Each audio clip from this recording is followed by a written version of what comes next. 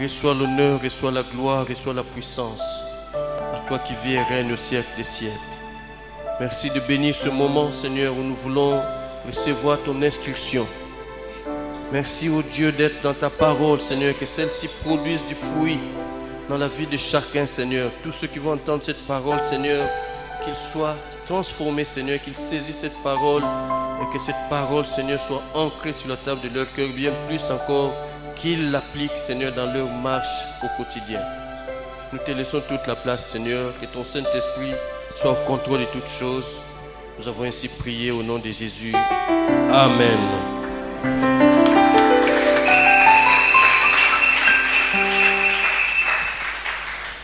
Je vous salue tous dans le nom de notre Seigneur Jésus-Christ. Et je voudrais vous souhaiter la bienvenue dans la maison de votre Père. C'est le jour du Seigneur, de tous les jours. Celui-ci, il l'a mis à part, il l'a sanctifié. Et ses enfants de par le monde se rassemblent pour lui rendre un culte agréable. Nous l'avons loué, nous l'avons adoré, et maintenant nous voulons l'écouter, nous voulons recevoir sa pensée. Nous voulons recevoir cette instruction qu'il a pour nous pour cette semaine. Instruction qu'il a déjà commencé à nous donner depuis un bon moment. Nous sommes en train de parler des clés du réveil. Nous avons besoin d'être réveillés, nous avons besoin de connaître ces clés. Nous en avions déjà vu deux, la prière et la puissance du Saint-Esprit. Depuis 2 dimanches, nous avions commencé la 3e clé qui est l'intercession. L'intercession qui est aussi une des clés du réveil. Et nous l'avons vu la première fois par une église qui était à Antioche, une église missionnaire, mais une église qui prenait le temps de prier, une église où le Saint-Esprit était à l'œuvre, où les gens aussi étaient sensibles au mouvement du Saint-Esprit, parce que le jour où le Saint-Esprit a parlé, ils étaient là, ils ont entendu. Et le Saint-Esprit avait une mission pour 2 personnes, Paul et Barnabas, parce que Dieu les appelait dans un autre champ. Donc ces personnes, nous l'avons vu, elles sont parties, et ces personnes, quand elles sont parties, elles ont vu la main de Dieu. Pourquoi? Parce que derrière, ils avaient toute une église, l'église d'Antioche, qui était en train de prier pour eux. Ils leur ont imposé les mains, c'est un symbole d'association, c'est comme la main d'association. Il dit, écoutez, nous ne pouvons pas tous partir, mais vous partez, nous restons derrière, nous allons vous soutenir dans la prière. Et ils sont partis, ils ont fait le temps qu'ils ont fait, mais quand ils sont rentrés, ils sont venus rendre compte à l'église. Et qu'est-ce qu'ils ont dit pour conclure? Ils ont dit que Dieu a ouvert les portes de la foi aux nations. Mais si cela a pu se faire, c'est parce que derrière, il y avait une base arrière, il y avait toute une église qui était en prière pour ces 2 personnes qui sont allées en mission. Donc c'est un bon exemple d'église qui intercède, qui est l'église d'Antioche. Et je pense que nous devrions imiter ce qui est bien, et cette église est vraiment un modèle. C'était une église qui intercédait beaucoup, mais c'était aussi une église qui était missionnaire. Nous voyons, c'était quasiment la plaque tournante de la mission dans cette partie du pays. Et donc, l'église étant composée de membres, nous l'avons vu que chacun individuellement, nous devons aussi être forts dans l'intercession. Que chacun se doit de comprendre que nous avons tout le temps besoin de faire monter des prières vers Dieu. Mais nous voulons passer à une autre étape, c'est que nous ne voulons pas être seulement de ceux à qui on dicte le sujet, mais nous voulons être de ceux qui voient par eux-mêmes, de ceux qui constatent par eux-mêmes. Nous sommes ici dans l'église du Seigneur, c'est notre maison à tous. Et dans la maison, quand il y a quelque chose qui ne va pas, quand il y a un manque on le ressent tout de suite, on n'a pas besoin de le dire. On doit pouvoir le ressentir. Et c'est ça que nous voulons être, ce genre d'intercesseurs qui constatent par eux-mêmes, qui constatent le besoin qu'il y a et qui font monter des prières vers le Seigneur. À l'exemple de Marie qui invitait à une fête, malgré les festivités, mais elle avait l'œil pour voir qu'il n'y avait plus de vin. Et qu'est-ce qu'elle fait? Elle fait monter une prière vers Jésus. Elle va le dire à Jésus-Christ. Et c'est comme ça que nous devrions faire aussi. Et le dimanche passé, nous avons commencé à voir les différents axes d'intercession, les différents domaines d'intercession. Pourquoi devons-nous intercéder? Pour plusieurs sujets. La liste, elle n'est pas exhaustive. Il y a beaucoup de choses sur lesquelles nous avons appuyé. Nous avons voulu prendre quand même quelques points qui sont saillants et sur lesquels nous devons vraiment nous attarder. Nous avions commencé à parler de la famille, notre cercle immédiat. Et nous avons vu que c'est important. Si Dieu nous a sauvés, c'est pour que nous aussi nous puissions en sauver d'autres. Pour que par nous, que l'évangile aussi entre dans nos familles. C'est une grâce particulière que le Seigneur nous fait, que nous puissions le connaître, mais ne soyons pas de ces égoïstes-là, ne soyons pas de ceux qui gardent le salut pour eux. Ça veut dire que nous avons besoin que tout autour de nous aussi, que cet évangile puisse être partagé par les nôtres. Je veux parler de membres de nos frères de sang. Nous devons commencer par là. Et donc, il nous faut parler, c'est vrai, mais bien plus encore, il nous faut prier, parce que c'est Dieu qui touche le cœur. Nous avons beau parler, mais si Dieu n'est pas derrière cette parole pour toucher le cœur, alors rien ne se fera. Et la chose la plus importante pour nous, c'est de prier pour tous ceux qui sont autour de nous, pour prier pour nos parents, de prier pour nos frères et sœurs, et ça, c'est quelque chose de très important. Alors, nous avions vu la dernière fois qu'il y avait un homme qui est le père de la foi. Cet homme avait un souci, c'est que Dieu lui a révélé, je ne dirais même pas cela, Dieu est venu le voir et Dieu va lui dire, Dieu va se dire, mais cacherai-je à Abraham ce que je vais faire? Et finalement, il vient vers Abraham, il va lui dire, le cri contre Sodome et Gomorrhe s'est accru. Et je vais descendre pour voir ce qu'il en est. C'est la seule chose que Dieu a dite à Abraham. Mais voyez-vous, Abraham, avec l'inspiration, il a senti, il a compris dans son esprit que la décision aux yeux de Dieu, elle était arrêtée. Que Dieu allait détruire cette ville. Alors, Abraham avait un grand problème. Pourquoi? Parce que dans cette ville, il vivait son neveu. Donc, un membre de sa famille. Alors, qu'est-ce qu'il va faire? C'est ce que nous avons vu la dernière fois. Il va faire monter une prière vers Dieu. Il va intercéder auprès de Dieu en faveur, non pas seulement de son neveu, mais en faveur de tous les justes qui vivaient dans cette ville de Sodome. Mais la priorité pour Abraham, c'était son neveu. Et c'est la raison pour laquelle il est resté. Nous avons vu, il est resté là, devant Dieu, en train de marchander. C'était quasiment un marchandage. Et sincèrement, heureusement qu'il a vécu en son temps là, parce que s'il avait vécu aujourd'hui, mais ce type-là serait la terreur de tous les commerçants. Vous vous rendez compte, quelqu'un qui vient et dit, écoutez, c'est combien cette chemise-là? Oh, 50 000. Elle dit, bon, écoutez, je vous donne 45. Elle dit, ok, donne. Elle dit, ah non, finalement, je ne vous donne plus 45, je vous donne 40. Elle dit, ah, papa. Tu as dit 45 minutes, tu as 40. Et ainsi de suite, vous savez à combien il a conclu? À 10. Des 50 justes qu'il cherchait, il s'est arrêté jusqu'à 10. Heureusement qu'en face, c'est Dieu qui était là. Et Dieu d'une patience comme pas possible. Mais la finalité, c'est que Dieu a fini par exaucer pour 10 justes. Et la finalité, vous savez quoi? Il n'y avait même pas 10 justes dans Sodome. Même pas 10. Il n'y en avait que 4. Et Abraham, ce jour-là, nous avons vu que dans sa prière, qu'est-ce qu'il dit? Attends, tu es le Dieu de justice. C'est lui qui exerce la justice. N'exercera-t-il pas la justice en faveur des justes qui sont là? Et qu'est-ce que Dieu a fait par rapport à l'intercession d'Abraham? Dieu va sortir les 4 justes de la ville et c'est après qu'il va détruire la ville. Donc, il a fallu que Abraham prenne le temps devant la face de Dieu pour faire monter des prières en faveur des justes. Et là, le résultat, c'est que Lot et sa famille ont été préservés de cette catastrophe qui s'était abattue sur Sodome. Mais nous avons vu ici qu'à aucun moment Dieu n'a dit Dieu a dit à Abraham qu'il allait détruire la ville, mais c'est Abraham qui lui-même l'a senti. C'est pourquoi j'insiste là-dessus, j'aimerais que nous arrivions à un tel niveau que nous comprenions nous-mêmes, que nous discernions les besoins qu'il y a dans la maison de Dieu, tout autour de nous, dans nos familles, que nous comprenions cela et qu'en fonction de cela, nous fassions monter vers Dieu des prières. Il y a un monsieur, nous sommes en train de parler d'Abraham, et plus tard, son fils, qui est arrivé dans des conditions difficiles. Son père était vieux, 100 ans, quand lui, il est né. Et sa mère avait 90 ans. Donc ça veut dire que sa mère est restée longtemps dans la stérilité. Alors que le père avait la promesse que de toi, je ferai une grande nation. Mais il ne voyait rien venir. À un moment, il s'est même impatienté, il a pris un raccourci. Mais Dieu, c'est un Dieu fidèle. Mais nous remarquons dans la Bible qu'à aucun moment, Abraham n'a élevé sa voix pour prier pour sa femme qui était stérile. Bien au contraire, dans le livre d'Hébreux, nous comprenons une chose, c'est que c'est Sarah elle-même qui a prié pour qu'elle soit exaucée.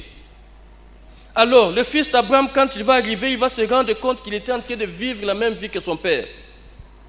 Il s'est marié, il s'est bien marié, mais l'enfant n'arrivait pas. Alors, lui, il a compris. Il n'a pas fait comme son père. Son père, il pleurnichait auprès de Dieu. Seigneur, que me donneras-tu? Je m'en vais sans enfant. Et mon héritage, il va aller à un esclave qui est né dans ma maison, Eliezer de Damas. Et Dieu lui dit non, ça ne sera pas ainsi. Voyez-vous, il pleurnichait plutôt que de prier le Seigneur. Mais son fils, quand il est arrivé, à l'âge de la maturité, il s'est marié à 40 ans, ça symbolise la maturité. Et à cet âge-là, après le mariage, il s'est rendu compte que finalement, il était en train de vivre la même vie que son père. Et lui, il a compris. Personne ne le lui a enseigné. Il a compris, il a fait monter la prière vers le Seigneur. C'est ce que nous avons vu la dernière fois. Il a imploré l'Éternel en faveur de sa femme. Dès lors que tu t'oublies dans la prière, que tu es en train d'associer une autre personne, c'est cela qu'on appelle intercéder. Donc, Isaac a intercédé pour sa femme et la finalité, c'est que Dieu a fini par exaucer. 20 ans plus tard, ils ont finalement eu 2 enfants.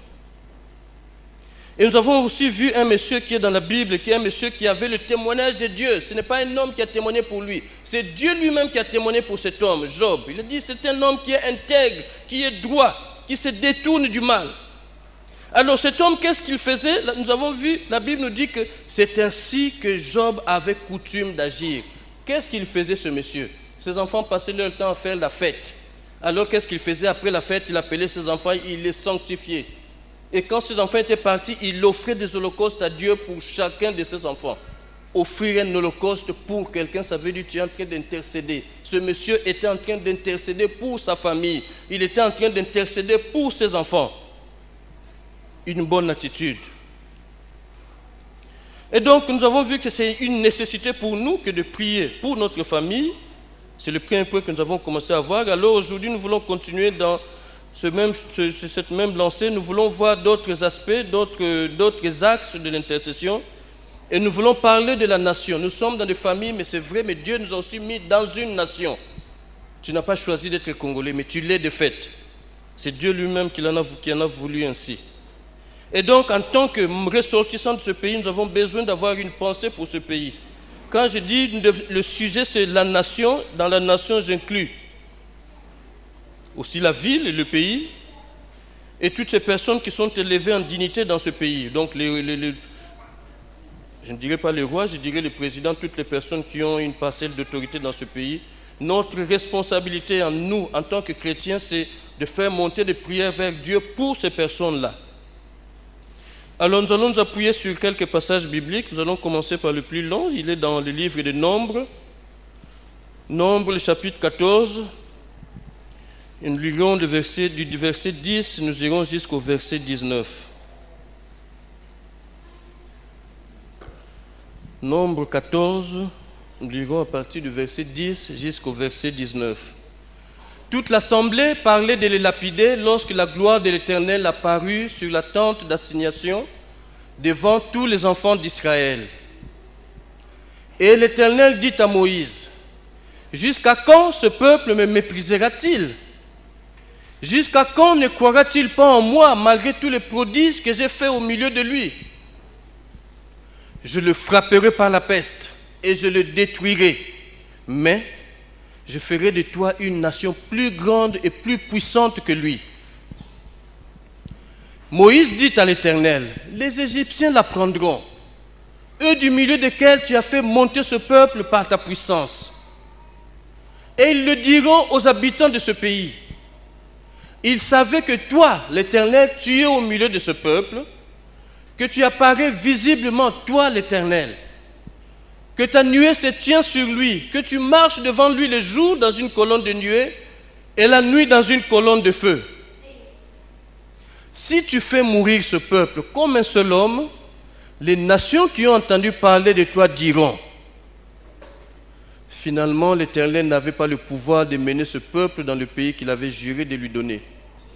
C'est pour cela qu'il l'a égorgé dans le désert. Maintenant, que la puissance du Seigneur se montre dans sa grandeur, comme tu l'as déclaré en disant, l'Éternel est lent à la colère et riche en bonté. Il pardonne l'iniquité et la rébellion, mais il ne tient point le coupable pour innocent.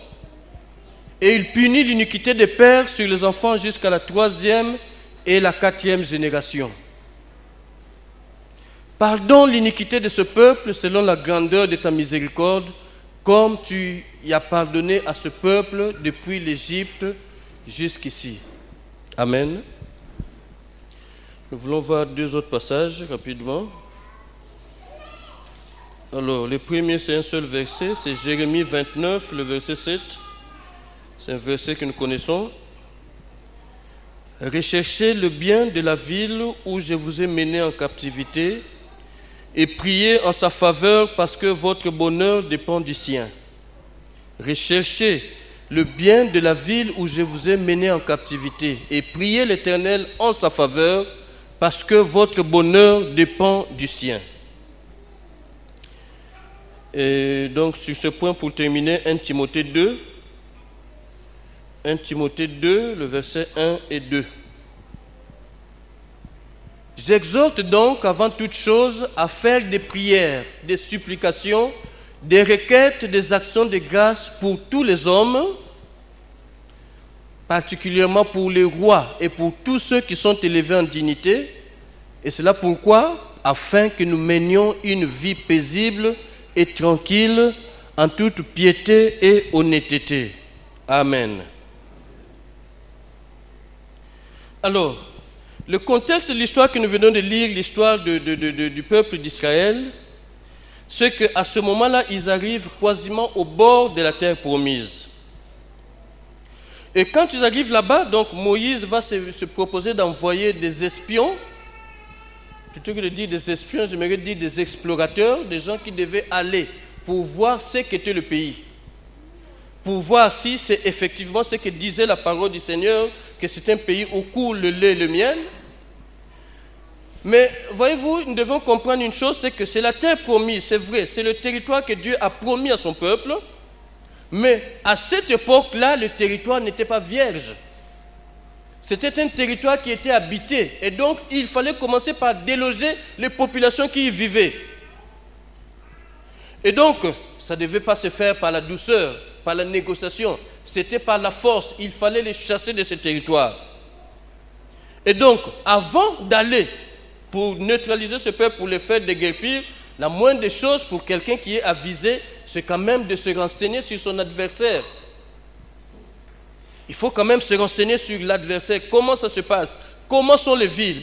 Mis à part le fait qu'il fallait aussi s'assurer de ce qu'était le pays, si c'était un bon pays, si le lait et le miel coulaient vraiment. Mais il fallait aussi s'assurer de comment étaient les villes. Est-ce que c'était des villes qui étaient fortifiées? Comment était le peuple? Est-ce que c'était des costauds? Est-ce que c'était des guerriers? Est-ce que c'était un peuple paisible? Donc toutes ces choses, il fallait les connaître. Et c'est ainsi que Moïse va envoyer donc les 12 explorateurs.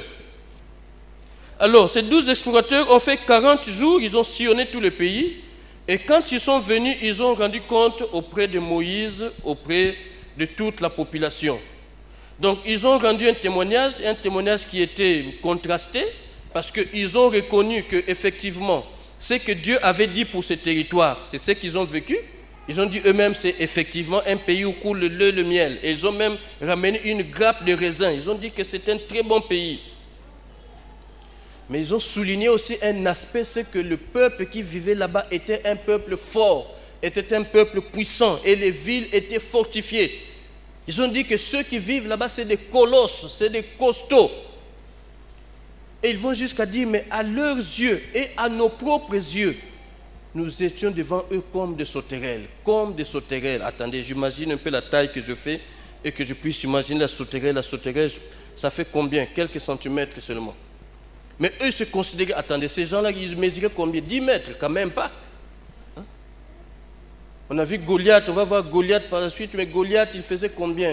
À peu près 3 mètres 60. 3 mètres 60, c'est quasiment le double de ma taille. Mais est-ce qu'on peut dire qu'à ses yeux, je suis comme une sauterelle? Mais c'est le rapport qu'eux ont fait devant le peuple. Ils ont dit, nous étions comme des sauterelles devant eux. Alors qu'est-ce qui va se passer? Le peuple s'est fatigué. Le peuple était abattu de tout cela. Mais de ces 12 explorateurs, il y a 2 qui ont fait quand même un bon rapport. Ils ont dit, c'est vrai. Tout ce qu'ils disent, c'est vrai. Mais n'oubliez pas une chose, c'est que nous avons Dieu. Nous ne sommes pas venus ici de nous-mêmes. C'est Dieu qui nous y a amenés. Et c'est Dieu qui a promis ce territoire à nos ancêtres. Donc, comme Dieu est avec nous, il n'y aura pas de problème, allons-y. Et les autres, les 10 autres qui sont mis à comment dire, j'allais dire à terroriser, mais à dire des choses au tel point que le peuple s'est vraiment découragé, au point qu'ils étaient même fâchés, ils voulaient lapider Moïse et Aaron. À un moment, ils ont dit, nommons-nous un autre chef. Ça veut dire qu'il fallait déclasser Moïse. Nommons-nous un autre chef et repartons en Égypte. Jusque-là, Moïse et Aaron n'avaient rien dit. Si vous voyez dans la Bible, vous allez voir, dès qu'ils ont parlé de repartir en Égypte, alors Moïse et Aaron ont déchiré leurs vêtements. Et avec eux, les deux explorateurs, Caleb et Josué. Ils ont dit, ne faites pas cela, Dieu est avec nous. La finalité, c'est qu'on a failli les lapider. On a failli les lapider. Heureusement, Dieu est intervenu au bon moment. La nuée est descendue sur la tente d'assignation et tout le monde a compris que Dieu était venu pour leur parler. Et donc, Dieu va parler à Moïse, ce que nous venons de lire ici. Dieu va dire à Moïse, mais ce peuple, qu'est-ce que je peux encore faire pour eux? Après tout ce que j'ai fait pour eux, Dieu se met à rappeler à Moïse par quoi ils sont passés. Ils étaient esclaves en Égypte. Ils ont crié vers Dieu. Et du haut des cieux, Dieu a entendu, Dieu a exaucé. Il leur a envoyé un libérateur. Et eux-mêmes étaient témoins de la façon dont ils sont sortis de l'Égypte. Par la main puissante de Dieu, par le bras étendu. Combien de plaies Dieu n'a-t-il pas frappé les Égyptiens? Ils ont vu ces choses-là de leurs yeux. Mais malgré cela, il y avait toujours cette incrédulité. Et Dieu a dit finalement, forcez la main de Pharaon pour qu'ils sortent. Et quand ils sont sortis, ils ont marché dans le désert. Ils sont arrivés devant la mer rouge, mais derrière, Pharaon s'était ressaisi. Il a dit, mais attendez, une main d'œuvre gratuite comme ça, on va la perdre aussi facilement. Il a armé tout son peuple et ils ont suivi. Et les enfants d'Israël se trouvent devant la mer rouge. Et derrière, ils regardent comme ça, c'est toute une meute qui arrive. C'est Pharaon avec toute son armée. Mais là encore, Dieu a fait un miracle. Et Dieu est en train de rappeler cela à Moïse. Il dit, mais jusqu'à quand vais-je montrer de la patience envers ce peuple, malgré tout ce que j'ai fait? Et ce jour-là, devant la mer rouge, Dieu a ouvert la mer, quelque chose d'inouï, qui ne s'est jamais fait. Et le peuple a traversé. Et Pharaon, dans son entêtement, il a suivi avec toute son armée. Mais dès que le dernier juif a traversé, alors derrière l'eau est revenue et a englouti Pharaon et toute son armée. Et ils étaient là, ils ont vu cela, ils ont chanté des cantiques à l'Éternel. Ils ont marché dans le désert. À un moment, dans le désert, il fait très chaud. Ils ont eu soif. Ils ont failli lapider Moïse. Moïse a prié l'Éternel et l'Éternel a dit, du rocher, l'eau sortira. Et l'eau est sortie. Ils ont vu la gloire de Dieu. C'est un peuple qui a vu la gloire de Dieu. Mais là, alors qu'ils sont quasiment au bord, quasiment à l'entrée de la terre promise, regardez, ils vont perdre leur foi. Ils vont dire, non, non, non, non, non, nous préférons repartir en Égypte. La solution de la facilité. Et donc Dieu a fait preuve de patience, mais là, quelque part, c'est comme s'il en avait marre. Il dit, mais jusqu'à quand vais-je supporter ce peuple? Dernièrement, toi, je t'ai amené jusqu'à la montagne. Tu es venu là-bas, tu es resté 40 jours avec moi. Je t'ai parlé. Et pendant que tu es resté là, eux derrière, qu'est-ce qu'ils ont fait? Ils se sont encore prostitués. Ils ont fait un veau d'or. Oh, voici ton Dieu qui t'a fait sortir. Quelque chose qu'ils ont fait eux-mêmes. C'est cette chose-là qu'ils ont fait sortir du pays d'Égypte. Et là, déjà, quand Moïse est descendu de la montagne, c'est quasiment un remake de ce que nous sommes en train de lire. Dieu était déjà prêt à détruire ce peuple. À ce moment-là déjà. Dieu était prêt à les exterminer. Mais dans tout cela, Dieu avait toujours une promesse pour Moïse. Il dit, toi, je ferai de toi une grande nation. En d'autres termes, la promesse qui était sur Abraham, elle devient tienne. Mais eux, je vais les exterminer, ils ne servent à rien. Ils sont ingrats. Ils sont ingrats comme pas possible. Mais là, déjà, Moïse avait intercédé. Et ici aussi, dans l'histoire que nous sommes en train de lire, c'est la même chose. Moïse, c'est quelqu'un qui avait de belles promesses. Attendez, c'était un homme comme toi et moi.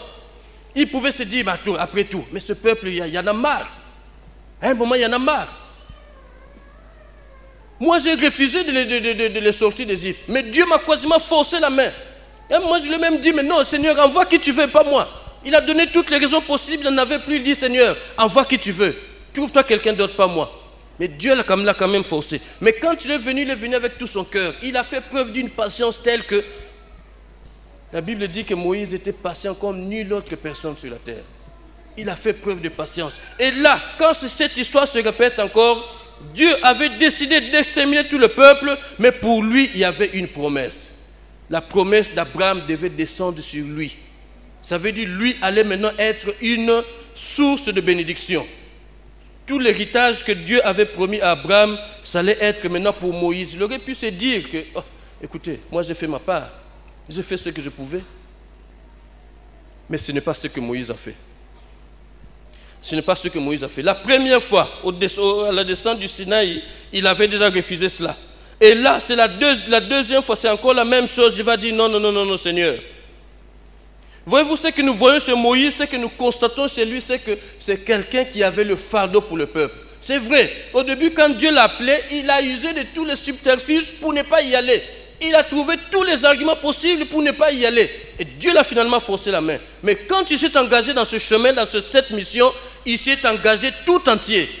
De tout son cœur, il s'est engagé. Et même là, au moment où l'Éternel est sur le point de détruire tout le peuple, alors que pour lui, il y avait une rétribution, et une très bonne rétribution, il dit non, Seigneur. Pourquoi? Parce qu'il avait le fardeau.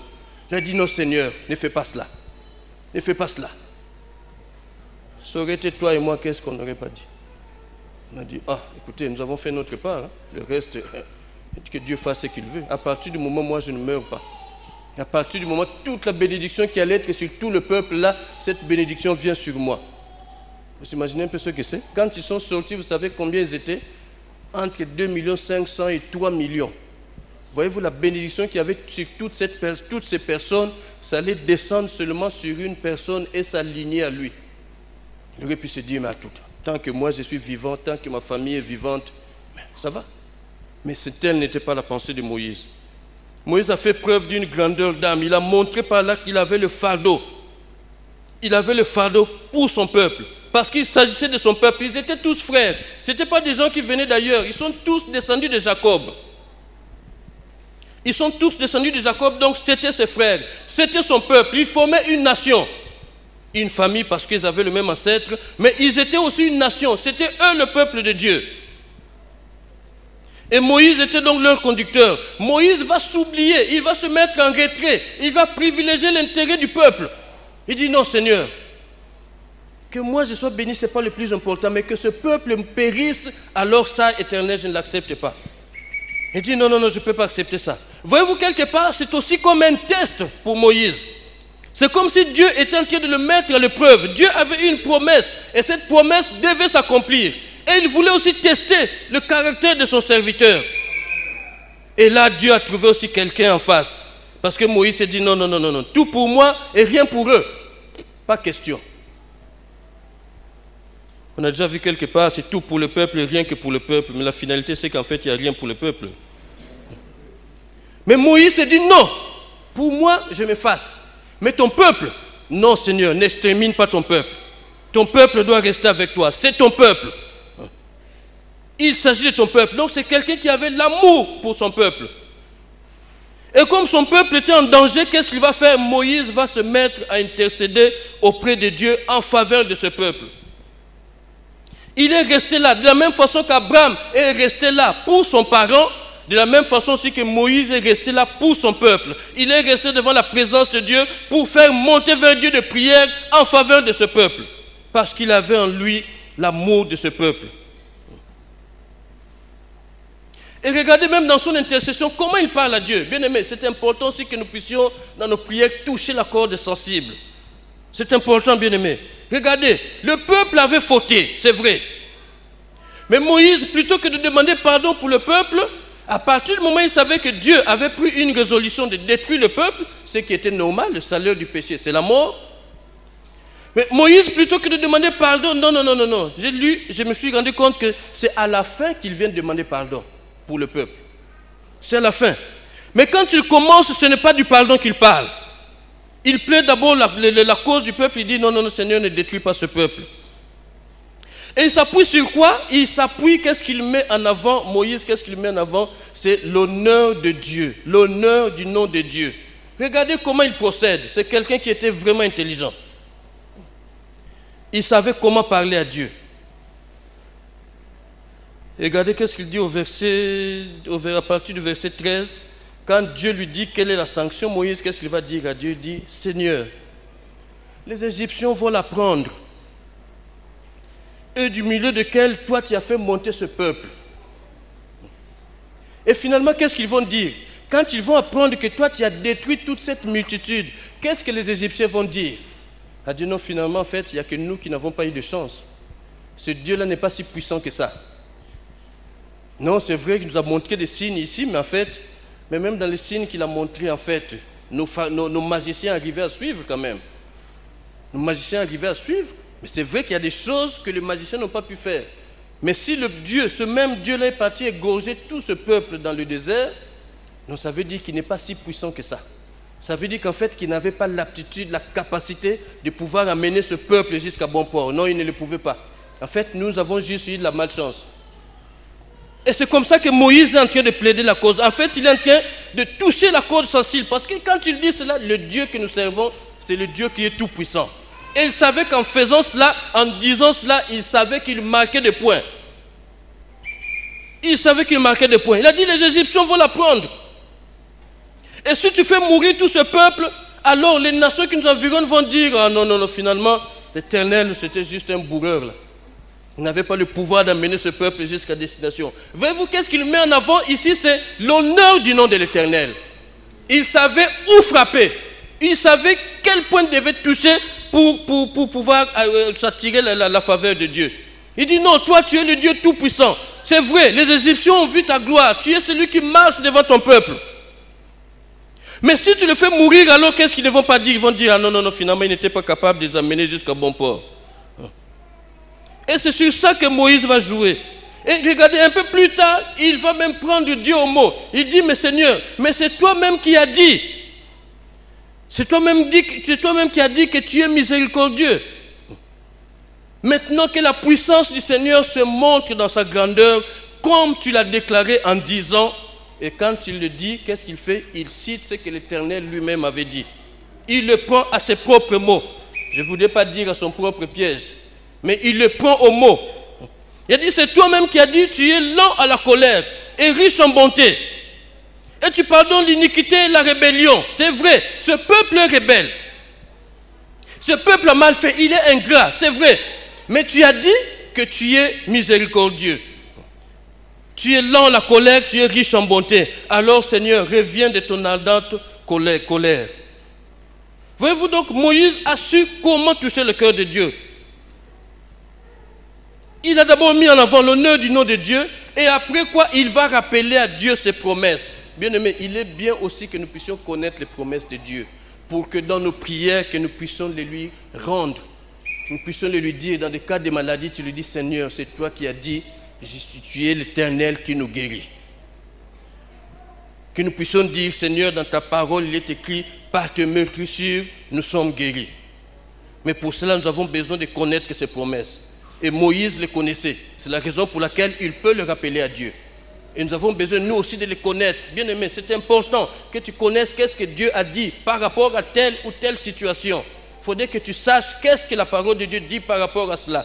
Et dans ta prière, que tu le rappelles à Dieu. Seigneur, c'est toi qui as dit. C'est ce que Moïse a fait ici. Il a dit que ta miséricorde se montre selon que tu l'as dit dans ta parole. L'Éternel est lent à la colère et riche en bonté, riche en compassion. Et ça nous rappelle un peu à ce qu'Abraham, l'intercession d'Abraham, vous rappelez-vous, à un moment, Abraham va dire à Dieu, mais celui qui juge toute la terre, n'exercera-t-il pas la justice? En d'autres termes, toi tu as dit que tu es le Dieu de justice. Mais d'où vient-il que tu veuilles faire mourir et les justes et les méchants? Les méchants, encore, c'est normal qu'ils meurent dans leur péché. Mais les justes qui sont dans cette ville de Sodome, ils n'ont rien fait. Alors, toi qui es le Dieu de justice, tu vas permettre que ces justes-là aussi meurent. Il le coince par ses propres mots. Dieu a dit, je suis le Dieu de justice. Son règne était un règne de justice. Son règne était un règne d'équité. Alors, vous imaginez déjà que faire mourir les justes, simplement parce qu'ils sont au milieu de pécheurs, ce n'est pas ça. C'est ce que Abraham est en train de dire à Dieu. Non, non, non. Toi, tu ne peux pas faire comme ça parce que tu es le Dieu de justice.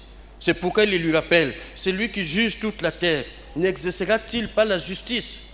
Et c'est la même chose que Moïse aussi va faire pour lui dire que la puissance de ta miséricorde se montre dans sa grandeur selon que tu l'as déclaré en disant l'Éternel est lent à la colère et riche en bonté et riche en compassion. Bien aimé, cette histoire nous montre le fardeau que Moïse avait pour son peuple. Le fardeau que Moïse avait pour le peuple d'Israël. Et c'est la raison pour laquelle il est resté devant la présence de Dieu, alors que lui avait des promesses, même si ce peuple allait être détruit, mais lui, il avait des promesses, et ces promesses, Dieu était prêt à les accomplir. Mais Moïse s'est oublié, pourquoi? Parce qu'il avait en lui le fardeau, il avait en lui l'amour pour son peuple. Et c'est la raison pour laquelle il est resté devant l'Éternel pour faire monter des prières à Dieu en faveur de son peuple. Il a intercédé en faveur du peuple. Et la finalité, c'est que Dieu a été sensible à cette intercession. Dieu a été sensible aux prières que Moïse a fait monter vers Dieu. Et la Bible dit que Dieu a dit finalement, je pardonne comme tu l'as demandé. Et donc, ça veut dire, bien aimé, que c'est un exemple pour nous aussi que de pouvoir prier pour la nation, là où Dieu nous a placés. Le Congo, c'est notre patrimoine, c'est là où Dieu nous a placés. Personne n'a choisi de naître ici, personne. Si on avait demandé la vie à quelqu'un avant de venir, vous êtes sûr qu'ici on en aurait trouvé une personne qui aurait choisi de naître au Congo? Vous êtes sûr? En tout cas pas moi. C'est sûr, si c'était à refaire, j'aurais dit non Seigneur, pas au Congo. À qui j'ai rencontré un monsieur qui a dit mais c'est pas possible. Comment Dieu envoie tous les aventuriers du monde dans ce pays? Il dit il nous a d'abord envoyé Mobutu, après maintenant il nous envoie Kabila. Tous les aventuriers du monde, ils envoient ici. Il dit c'est compliqué. Si on avait à choisir, on n'aurait pas choisi. On ne choisirait pas ce que nous sommes aujourd'hui. C'est sûr qu'on aurait choisi d'autres pays. Mais le fait est que nous sommes ici, c'est ici que Dieu nous a placés. Dieu sait pourquoi il nous a placés ici. Mais en tant qu'enfants de Dieu, la grâce que nous avons de le connaître, ça veut dire aussi que nous devons prendre à cœur le problème de cette nation. Nous devons prendre à cœur le problème de notre pays. Attendez, si nous-mêmes nous ne prenons pas cela à cœur, qui va le prendre? Nous allons attendre que les Togolais se mettent à intercéder pour le Congo? Vous allez attendre, vous croyez que les Marocains ils ont le temps de prier pour nous? C'est à nous de le faire. Et c'est ce que Moïse avait compris. Lui, il a commencé. Bien-aimés, le peuple d'Israël, plus tard, c'est un peuple qui était tout le temps rebelle. À un moment, Dieu va leur dire, si vous continuez comme ça, vous allez partir en exil. Ils n'ont pas voulu écouter. Et la finalité, c'est que Dieu les a amenés en captivité à Babylone. Ils sont partis là-bas, ils ont resté le temps qu'il fallait. Et il y a un prophète qui, lui, avait déjà annoncé ce qui allait arriver, mais ils n'ont pas voulu le croire. Mais lui, quand il y a eu déportation, il est resté en Israël. Et ils sont restés là-bas dans des conditions difficiles parce que Nebuchadnezzar, qu'est-ce qu'il a fait? Le meilleur d'Israël, c'est ce qu'il a amené. Les hommes valides, les hommes intelligents, les ouvriers, il les a tous amenés. Donc vous imaginez dans quel état était resté le pays d'Israël. Et Jérémie se trouvait là. Mais même quand il est resté là, Dieu continuait de lui parler et en faveur de personnes, dont de ses frères, qui eux étaient en exil à Babylone. Et regardez, parmi les choses que Dieu va leur dire, il y a ceci que nous venons de lire. Dieu va demander à ces personnes, par le prophète Jérémie, Dieu va leur demander, mais là où vous êtes, à Babylone où vous êtes, recherchez le bien de cette ville. C'est moi qui vous y ai amené en captivité, mais recherchez le bien de cette ville. Et il dit encore, priez en faveur de la ville, priez en faveur de Babylone. Ce n'était pas chez eux. Ce n'était pas chez eux, mais par la force des choses, ils se sont retrouvés. Et Dieu va leur dire, priez en faveur de cette ville. Recherchez le bien de cette ville. Il leur dit pourquoi? Parce que votre bonheur dépend du sien. Ce n'est pas chez vous, mais c'est là que vous êtes installés. Et pendant que vous êtes là, si vous voulez être en bonne santé, si vous voulez être heureux, il faut que la ville aussi soit en paix. Il faudrait que la ville soit dans l'abondance. Bien aimé, si ça se passe pour un peuple qui n'est pas chez lui, c'est le peuple de Dieu, mais il n'est pas chez lui. Il est en captivité. Mais Dieu leur dit, priez pour le bonheur de cette ville. Là où moi, je vous ai amené en captivité. Priez pour le bonheur de cette ville, parce que votre bonheur dépend du sien. Mais à plus forte raison quand nous sommes chez nous-mêmes. À plus forte raison. Nous avons besoin de prier pour notre nation, de prendre cela à cœur, de réaliser que notre bonheur, il dépend du bonheur de cette nation, de ce pays. Si ça se met à tirer ici, ça va être sauf tu peux. Ça veut dire qu'on ne pourra plus se retrouver. On l'a déjà vécu dans le passé. Vous savez comment, dans quelles conditions certaines personnes ont vécu?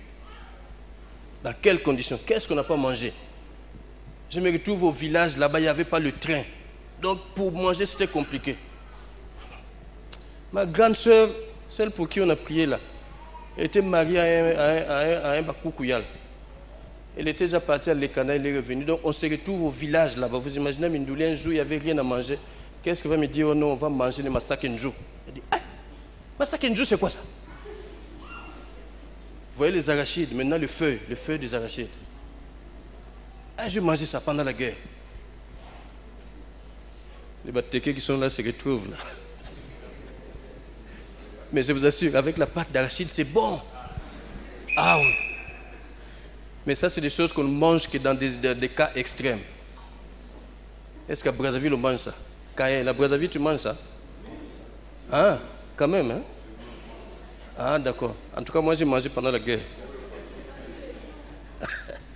C'était bon, avec la pâte d'arachide, mais en bouillon, ah, c'est pas bon. J'ai mangé un truc là, j'ai parlé de cela ce matin, un truc là, c'est des feuilles là, quand on coupe ça, c'est comme le coco. Chez nous, on appelle ça moussekini. Ça, on en avait tous les jours. Comme là, on était, c'est toujours au bord de la rivière là, donc on allait cueillir chaque jour. On en a mangé, on en a mangé. Un jour, je commençais à avoir des vertiges. Je vais en parler à ma tante. Je dis, maman, j'ai des vertiges. Oh, ça t'est arrivé avant? J'ai dit, non, j'ai jamais eu ce problème à Brazza. Et elle me pose aussi une question. Vous mangez beaucoup de moussekini là-bas? J'ai dit, ah oui, maman, on ne mange que ça. Elle dit, c'est ça. C'est ça qui te cause le vertige. Tout ça pourquoi? Parce que la ville n'était pas en paix, le pays n'était pas en paix. On s'est retrouvé dans des conditions extrêmes. On a mangé des choses qu'en temps normal, depuis lors, je n'ai plus jamais mangé ça. Des choses qu'en temps normal, on ne peut pas manger, on les mange. Pourquoi? Parce que la ville n'est pas en paix, parce que le pays n'est pas en paix. Et donc, vous comprenez par là quand Dieu dit que votre bonheur dépend du bonheur de la ville, dépend du bonheur du pays, Dieu sait de quoi il parle. La preuve, depuis quand on parle des ruptures, et nous les sentons même dans l'église, nous les sentons tout autour de nous, dans le pays, nous sentons, beaucoup ont perdu leur emploi. Nous sentons les effets de cette crise, nous sommes en train de les ressentir. Pourquoi? Parce que nous sommes sur cette nation. Ça veut dire si l'économie redémarre, si les choses redémarrent, toutes choses aussi vont redémarrer.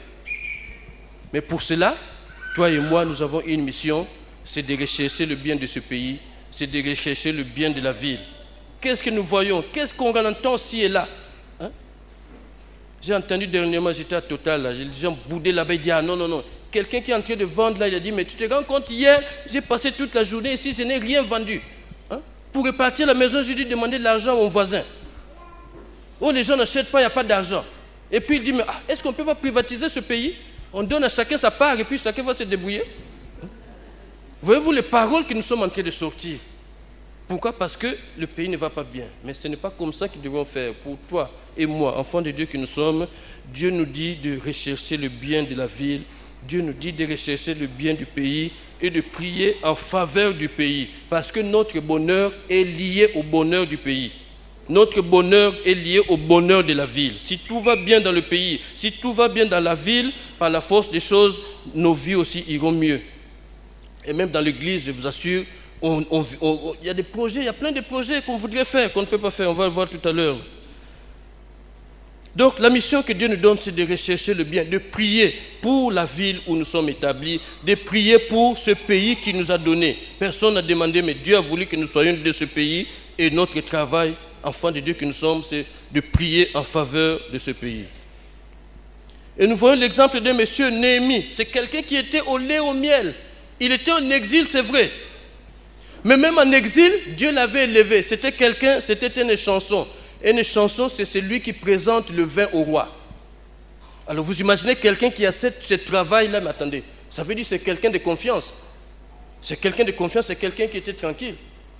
Regardez, il y a la crise, c'est vrai. Mais les ministres, vous croyez qu'ils sont en crise chez nous? Hein? Les députés sont en crise. La crise, c'est pour toi et moi. Ce n'est pas pour eux. Et donc, ce monsieur Néhémie, il se trouve en exil. Mais même en exil, il est juste dans la cour du roi. Il est dans la cour du roi et c'est lui qui présente le vin au roi. Mais c'est un monsieur, il savait qu'il n'était pas chez lui. Malgré tout le confort qu'il pouvait avoir, il n'était pas chez lui. Et ce monsieur, qu'est-ce que la Bible dit? Il prenait tout le temps des nouvelles du pays. Mais comment ça se passe à Jérusalem là-bas? Et c'est quelqu'un qui prenait du temps de prier pour son pays, alors que lui était plutôt peinard, si je puis dire. Il était tranquille. Mais il prenait des nouvelles du pays et il faisait monter vers Dieu de prière. En exil, c'est ce qu'il faisait. Il priait pour son pays. Et finalement, un jour, pendant qu'il est en train de présenter le vin au roi se rend compte qu'il avait un problème. Il a dit, qu'est-ce que tu as comme problème? Je sais que ce n'est pas physique. C'est un problème de cœur. Alors dis-moi c'est quoi? Il va dire, mais mon roi, comment vais-je être tranquille ici, alors j'ai tout ce qu'il me faut, alors que là, dans mon pays, le rapport que j'ai, c'est que les murs de la ville se sont effondrés, se sont écroulés, et les portes sont en cendres, donc rien ne va dans mon pays. Voyez-vous, alors que lui, il était plutôt tranquille, il était plutôt dans un confort. Mais il avait à cœur son pays. Il dit que les gens qui sont restés là-bas, ils sont dans une condition extrême. Les gens qui sont restés, rendez-vous compte, Nebuchadnezzar a amené le meilleur qu'il y avait en Israël. Donc ne sont restés que des gens qui ne servaient à pas grand-chose. Alors comment va être un pays pendant cette période-là? Et il est en train de dire au roi, il dit, mais dans mon pays, tous ceux qui sont restés là, ils sont dans une misère extrême. Ils sont en train de vivre dans des conditions difficiles. Et la muraille de la ville s'est écroulée. Les portes sont en feu. Il avait le souci pour son peuple et finalement, Dieu avait fait grâce. Qu'est-ce qui va se passer? C'est que le roi va le libérer pour qu'il aille reconstruire cette ville, les murailles de cette ville. Cette personne, c'est Néhémie. Prenez le temps de lire ce livre, vous allez voir que c'était un vrai patriote. Néhémie, c'était un vrai patriote. Là où il était même en exil, il avait le cœur pour son pays.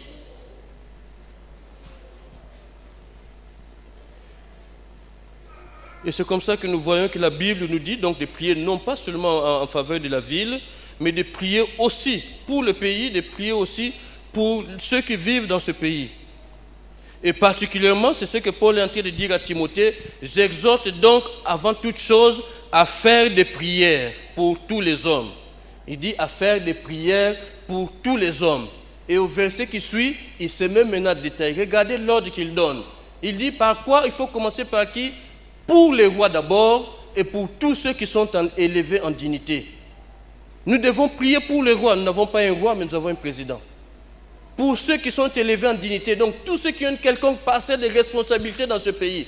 Nous avons besoin de prier pour eux, parce qu'il n'y a que Dieu qui est capable de fléchir leur cœur. Il n'y a que Dieu qui est capable de mettre en eux de bonnes décisions, des décisions qui vont faire que nous puissions vivre en paix. Donc nous avons le devoir de prier pour ces personnes, de prier pour tous ceux qui sont élevés en dignité. Et c'est là pourquoi le Seigneur lui donne la réponse lui-même. Il dit, afin que nous menions une vie paisible et tranquille. Donc si vous voulez que nous menions une vie paisible et tranquille, si vous voulez que tous les dimanches nous puissions nous retrouver ici, si vous voulez que nous puissions plus fouiller avec des sacs sur la tête, qu'est-ce qu'il nous faut faire? C'est de prier pour les rois, de prier pour tous ceux qui sont élevés en dignité, de prier pour la ville où Dieu nous a établis, de prier pour ce pays que Dieu nous a donné. C'est notre mission en tant qu'enfants de Dieu. C'est ce que nous devons faire. C'est ce que Jérémie est en train de demander, sur instruction de l'Éternel bien sûr. Il est en train de le demander à tous les Juifs qui étaient, à tous les Israélites qui étaient partis en captivité à Babylone. C'est ce qu'il leur demande. Et vous voyez qu'il y a un parallèle plus tard. Paul qui est arrivé plus tard dans sa lettre à Timothée, c'est ce qu'il est en train de recommander lui aussi. Il a dit, faites des prières pour les rois. Faites des prières pour toutes les personnes qui sont élevées en dignité. Parce que, en le faisant, nous allons mener une vie paisible et tranquille. Amen. Et donc, une dernière chose sur laquelle nous devons prier, et ça, on n'a même pas besoin de cesser pour cela, c'est l'Église. Nous avons besoin de prier pour l'Église. Nous avons besoin de prier pour les dirigeants, les personnes que Dieu a mis devant nous. Nous avons besoin de prier pour eux. Regardez ce que Paul dit, il le dit aux Colossiens, au chapitre 4.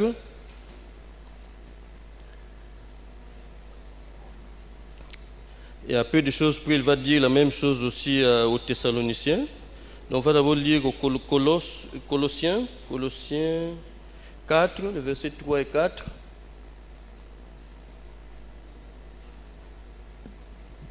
Priez en même temps pour nous afin que Dieu nous ouvre une porte pour la parole, en sorte que je puisse annoncer le mystère de Christ pour lequel je suis dans les chaînes et le faire connaître comme je dois en parler.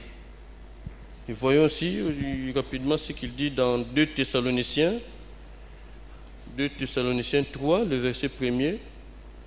Il dit à peu de choses près la même chose. Il dit, regardez, au reste, frères, priez pour nous afin que la parole du Seigneur se répande et soit glorifiée comme elle l'est chez vous.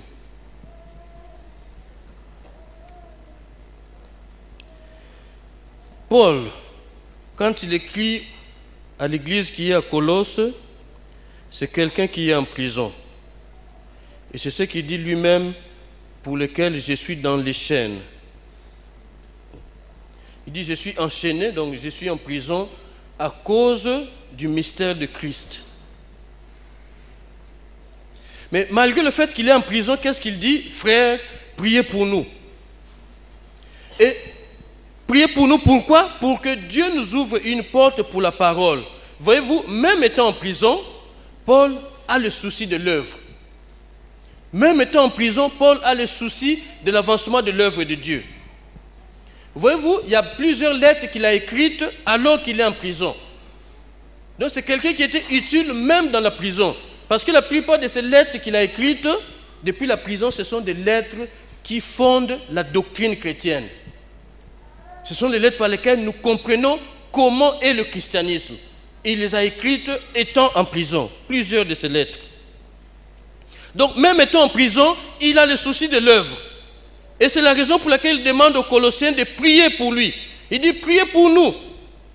Priez pour nous parce qu'il faut que Dieu nous ouvre une porte pour la parole. Et quand il est en train de dire ça, il sait de quoi il parle. Il sait de quoi il parle. Rappelez-vous, Antioche, quand il a été envoyé, ils ont été envoyés avec Barnabas, ils sont partis. Et quand ils sont revenus dans le rapport qu'il va faire, qu'est-ce qu'il va dire?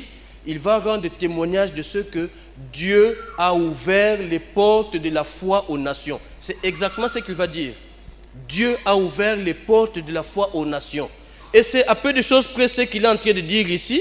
Il dit, priez pour nous. Donc en fait, il sollicite les prières de l'église de Colosse pour lui et pour ses compagnons. Tout cela pourquoi? Pour que Dieu puisse ouvrir une porte pour la parole. Ça veut dire qu'une autre porte s'ouvre encore. Ça veut dire que Paul ne se contentait pas de ce qui s'était déjà fait. Bien au contraire, il continue de travailler, même en prison, il continue de travailler pour que l'œuvre continue d'avancer, parce que l'œuvre ne doit pas s'arrêter. L'œuvre du Seigneur ne doit pas s'arrêter. Dans toutes les conditions possibles, il faudrait que l'évangile avance. Même dans la persécution, il faut que l'évangile avance. Vous savez, à un moment à Jérusalem, là, c'était la persécution, une persécution terrible. C'était sauve qui peut. Les plus forts sont restés. Les plus forts, ce sont les apôtres. Et ils sont restés dans Jérusalem, ils n'ont pas bougé. Tous les autres là, moana bendana. Mais pendant qu'ils étaient en train de partir, ils prêchaient la parole de Dieu. Pendant qu'ils étaient en train de partir, là où ils passaient, ils prêchaient la parole de Dieu. C'est comme ça que Philippe va se retrouver à Samarie. Il a prêché, il a évangélisé toute la région. Dieu sait utiliser tous les événements pour que la parole aille au loin. Le diable pensait qu'en mettant Paul en prison, il le liait, c'était fini pour lui. Erreur grave. La même erreur qu'il avait faite pour Jésus. Il l'a envoyé sur la croix, il ne savait pas que c'était là qu'était le salut. La même chose pour Paul. Il envoie Paul en prison, il le met avec les chaînes là-bas, mais c'est là où il a écrit des vérités chrétiennes qui aujourd'hui bâtissent la doctrine chrétienne. Toutes les occasions sont bonnes. Et c'est la raison pour laquelle Paul, comme il a déjà vu le film, il dit, priez pour nous, pour que Dieu ouvre une autre porte. À chaque fois qu'une porte s'ouvrait, Paul était content. Parce qu'il savait que c'était ça la pensée du Seigneur. Et nous, mieux que quiconque, nous pouvons réaliser ces choses-là. Croyez-moi, les projets sont grands, nous avons des projets. L'urgence là, c'est quoi? C'est Ouesso. Ils sont en train de se tendre, mais là où ils sont, ce n'est plus possible.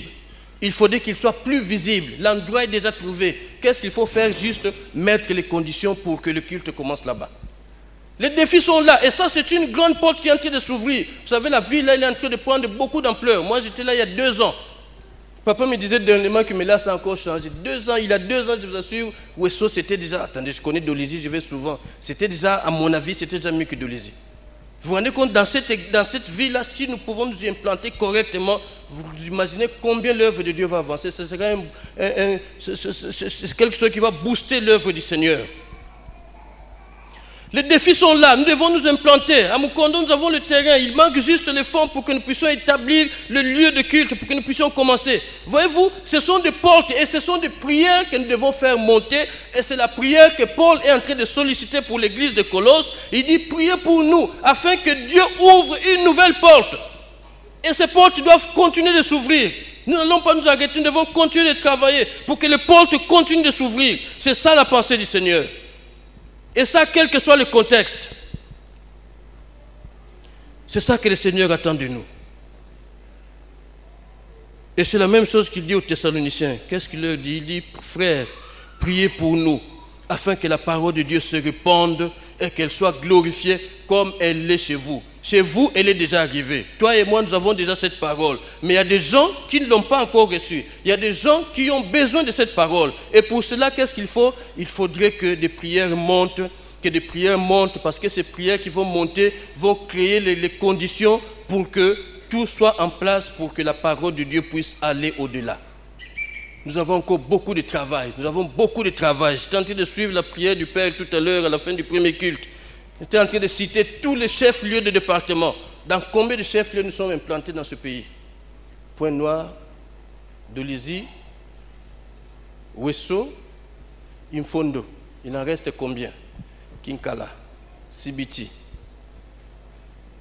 Madingu, Owando, Evo, Djambala. Vous voyez le boulot qu'il nous reste à faire. Mais pas que dans les grandes villes, mais même dans les petites bourgades aussi, nous avons besoin de nous implanter. Et c'est ça la pensée du Seigneur. Il faudrait que la parole de Dieu arrive là où elle n'est pas encore arrivée. Et c'était la prière de Paul. Il dit, Thessaloniciens, priez pour nous. Pour que la parole de Dieu se répande, qu'elle arrive là où elle n'est pas encore arrivée. Qu'elle arrive à Djambala, qu'elle arrive à Evo, qu'elle arrive à Owando. Comme elle est déjà arrivée chez vous. Et c'était ça la pensée du Seigneur, de la pensée de Paul, inspirée par le Seigneur bien sûr. Et nous voyons que ça c'est en adéquation avec la volonté de Dieu. Jésus-Christ lui-même disait, allez, faites de toutes les nations des disciples, les baptisant au nom du Père, du Fils et du Saint-Esprit. Et vous comprenez aussi pourquoi le Seigneur Jésus, sentant sa mort venir, sentant que sa mission arrivait à la fin, qu'est-ce qu'il va faire? Il va prier pour les siens, il va prier pour ses collaborateurs. Tout le chapitre 17 de Jean ne parle que de ça, la prière sacerdotale. Il se met à prier pour ses disciples, parce qu'il sait que lui, il doit s'en aller, mais que derrière lui, que l'œuvre ne doit pas s'arrêter, que l'œuvre doit continuer d'aller. Et c'est pourquoi il est en train de prier Dieu. Quelque part, il dit, Seigneur, c'est pour eux que je prie, je ne prie pas pour le monde. Ça, c'était une prière spécifique. Il ne priait pas pour le monde en général. Il dit non, je prie pour eux, ceux que toi tu m'as donnés, ceux qui ont été avec moi. C'est pour eux que je prie. Parce qu'en fait, il est en train de dire à Dieu que moi, ma mission est terminée, je suis sur le point de repartir, de revenir vers toi. Mais eux, c'est eux qui vont perpétuer cette œuvre. Alors, comme c'est à eux de perpétuer cette œuvre, alors qu'est-ce qu'il fait, le Seigneur Jésus? Il le présente au Seigneur comment? Par la prière. Il intercède pour eux. Il dit, Seigneur, c'est pour eux que je prie. Et plus tard, il dit, Seigneur, comme toi tu m'as envoyé, moi aussi, je les ai envoyés. Et comme je les ai envoyés, je sais que la mission, elle est rude. Moi-même, j'en sais quelque chose. Jésus savait comment il allait terminer sa vie. Il le savait. Et donc, il était aussi conscient du fait que ses disciples allaient avoir les mêmes difficultés que lui a eues. Et c'est la raison pour laquelle il est en train de le recommander au Seigneur, il est en train de le présenter au Seigneur. Il dit, Seigneur, ce n'est pas pour le monde que je prie, non. Je prie particulièrement pour ces personnes-ci. Parce que c'est eux qui vont perpétuer mon œuvre. C'est eux qui vont continuer le travail que toi tu m'as envoyé de faire. Moi j'ai fait ma part, maintenant c'est à eux de continuer, de poursuivre cette œuvre. Et pour cela, Seigneur, je suis en train de te prier. Protège-les du malin, protège-les de toutes les ruses du diable. Donne-leur la force nécessaire pour qu'ils aillent et qu'ils travaillent pour toi. Si lui, le Seigneur, l'a fait, toi et moi nous sommes des disciples. Le disciple, c'est celui qui fait comme son maître. C'est ce que le maître a fait. Ça veut dire que c'est ça que toi et moi aussi nous devons faire. C'est ce que nous devons faire, toi et moi. C'est ce à quoi le Seigneur nous appelle. Que nous puissions continuer cette œuvre. Donc, bien-aimés, pour l'Église, pour les responsables de l'Église, les sujets ne doivent pas manquer. Ces sujets-là doivent être permanents, je voudrais dire. Il faudrait que nous puissions le faire régulièrement. Regardez, quand vous voyez les épîtres, lisez les épîtres, allez vers la fin, vous allez voir plusieurs fois les auteurs de ces épîtres qui disent, frères, priez pour nous. Plusieurs fois ça revient, frères, priez pour nous. Et quand vous regardez la Bible, vous allez voir que de Genèse à Apocalypse, c'est intercession sur intercession. Vous allez voir des gens qui sont en train de prier en faveur d'eux. Des gens qui sont en train de prier en faveur d'eux. Alors, à plus forte raison, pour les enfants de Dieu que nous sommes, membres de l'Église, pourquoi il nous faut comprendre que notre devoir, c'est un devoir pour nous de prier pour l'Église, de prier pour le besoin qu'il y a dans l'Église. Je reviens encore, je voudrais terminer par là pour rappeler que nous devons passer à une autre étape, à un autre degré de compréhension. Ne soyons plus de ceux qui attendent qu'on leur donne les sujets. Mais nous sommes là. J'aimerais que nous soyons comme Marie qui a constaté à cette fête, qui a constaté qu'il n'y avait plus de vin. Qu'est-ce qu'il a fait? Elle a fait monter la prière vers le Seigneur. C'est à ce niveau-là que nous devons arriver. Abraham, Dieu ne lui a pas dit qu'il allait détruire la ville. Mais il a compris qu'il va détruire la ville. Et il a fait monter des prières vers Dieu. Isaac, personne ne lui a appris que non, écoute, ta femme n'enfante pas, il faut juste prier. Non, personne ne lui a dit. Il a compris, il a dit non, moi je ne vais pas vivre la vie de mon père. Si mon père a vécu dans cette situation, ça c'est lui. Moi je ne vais pas vivre comme ça. Alors qu'est-ce que je fais? Je fais monter ma prière vers le Seigneur. Il a compris où était le besoin, il a fait monter une prière vers le Seigneur. C'est là où je voudrais vous amener, bien-aimés, où je voudrais nous amener, je voudrais dire que nous arrivions à ce point-là, que nous discernions, que nous voyions, que nous constations ce qui ne va pas et qu'ainsi nous puissions faire monter des prières vers Dieu. Que nous comprenions quels sont les besoins dans la maison de Dieu et qu'ainsi nous puissions faire monter des prières vers Dieu. Que nous comprenions comment est notre pays, pourquoi en sommes-nous arrivés là et qu'ainsi nous puissions faire monter des prières vers l'Éternel. Ainsi Dieu se réjouira de nous. Et que Dieu bénisse sa parole ce matin.